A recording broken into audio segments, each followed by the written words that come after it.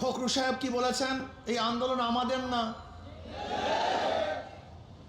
এমনকি কোনো লিডাররা সামনে ছিল, একটা ছবি আমাকে দেখান। হওয়ার পরে সব দলই দাবি করে এর পিছনে মাস্টার মাইন্ড ছিলাম আমরা। আন্দোলন সংগ্রাম করেছি। সবচেয়ে মজার ব্যাপার হলো এই আন্দোলন সাকসেস হওয়ার পরে সব দলই দাবি করে এর পিছনে মাস্টার মাইন্ড ছিলাম আমরা। কেউ বলে অমুকে, কেউ বলে অমুকে, কেউ বলে অমুকে। কিন্তু মজার ব্যাপার হলো যাদের কথা বলা হয় জুলাইয়ের আন্দোলনে এদের একটা বিবৃতিও ছিল না, একটা বক্তব্যও ছিল না, অংশগ্রহণও ছিল না। যদি বলেন বিএনপি, তারেক সাহেব তো দেশেই ছিলেন না। ফখরুল সাহেব কি বলেছেন, এই আন্দোলন আমাদের না। এমনকি কোনো লিডাররা সামনে ছিল, একটা ছবি আমাকে দেখান। বিএনপির কোনো এক লিডার এই আন্দোলনের সামনে ছিল, সম্মুখে ছিল, একজন দেখান আমাকে। না বিএনপির ছিল, না ছাত্র দলের ছিল। আবার শুনলাম জামাত বলে যে আন্দোলনের মাস্টারমাইন্ড আমরা। আমি তো মনে করি জুলাই বিপ্লবের আগে শফিক সাহেবকে এদেশের মানুষ ভালো মতো চিনতই না। এটাই বাস্তবতা। ওনাকে ভালো মতো চিনতেন না, উনি বের হতে পারতেন না। আমাকে দেখাতে পারবেন না জামাতের কোনো লিডার কোন মিছিলের সম্মুখে ছিল, আন্দোলনের সম্মুখে ছিল, এমনকি শিবিরের কেউ সামনে ছিল, একটা ছবি আমাকে দেখান। যদি আন্দোলন সাকসেস না হইতো তাহলে তাদের বের হওয়ার হাজারো পথ ছিল। এরা আওয়ামী লীগকে বলতো এর সাথে আমরা সম্পৃক্ত না, আমরা আপনাদের পক্ষে ছিলাম, আমরা আন্দোলনে ছিলাম না। শুধু কি তাই, আজকে জুলাই বিপ্লব নিয়ে অনেকে বহু সুন্দর বক্তব্য দেন, অথচ আমরা দেখেছি 3 তারিখ 4 তারিখ আওয়ামী লীগের সাথে তারা বৈঠক করেছে। সেই ছবি আমাদের কাছে আছে। ইসলামী আন্দোলন বাংলাদেশে একমাত্র রাজনৈতিক দল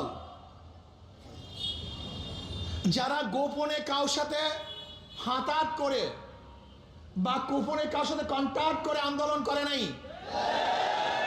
তারা রাজপথে সশরীরে উপস্থিতি আন্দোলন করেছে। সরকার তো টিকে যাবে, হাজিরা টিকে যাবে, হাজিরা টিকে যাবে, এরপর ফোনের রেসপন্স পায় না। কিন্তু আল্লাহর এক বন্দাস ক্যান্টনমেন্ট থেকে ফোন দিল এক সেনাবাহিনীর মিডল ক্লাসের বলতে আপনার বুঝেন লেফটেন্যান্ট কর্নেল বা মেজর এই টাইপের অফিসার। সে তার নাম আমাকে বলে না। আমি মনে করছি হাজির আমার পিছনে ডিজেফে লাগাইছে আমার মনে ধরার জন্য।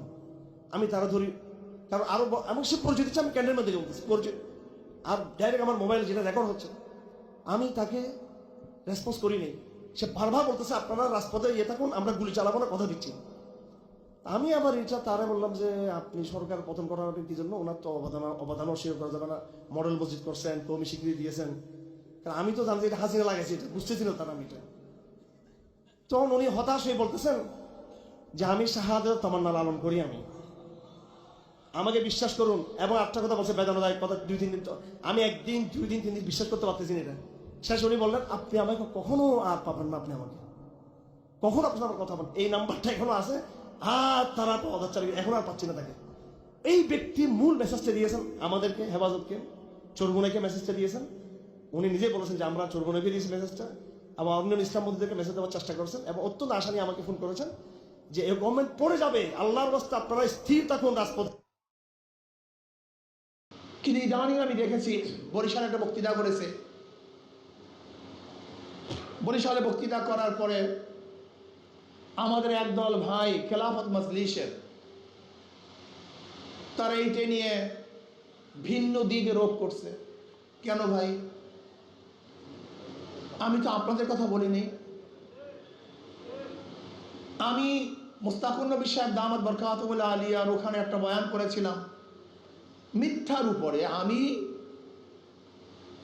সেখানে ঢোকার সময় এক আলেম সাহেব মিথ্যার উপরে বয়ান করতেছিল। আমি তার সব অংশ বিশেষ বললাম যে একজন মুসলমান মিথ্যা বলতে পারে না, মিথ্যা বলা ঠিক না, এটা কবিরা গুনাহ। সেই আলোকে এবং নেতাদের চরিত্র সম্পর্কে আলোচনা করতেছিলাম। আমি কারোর কথা বলি নাই। সেখানেও দেখেছি আমার কিছু ভাইয়েরা আমাকে যা ইচ্ছা তাই বলেছে, বলুক, কিন্তু আমি প্রশ্ন করতে চাই, আপনারা বলেন কেন? আপনারা গালি দেন কেন? এটা কি আপনার চরিত্র হওয়া উচিত? এটা আখলাক হওয়া উচিত? আপনি আপনার নেতাকে ভালো বানাতে গিয়ে আর একজনকে গালি দিবেন, এইটা আপনাদের চরিত্র? বলতে মনে হচ্ছে আপনাদেরকে গালি দেয়, দেখ, সমস্যা কি? নবীকে গালি দেয়নি।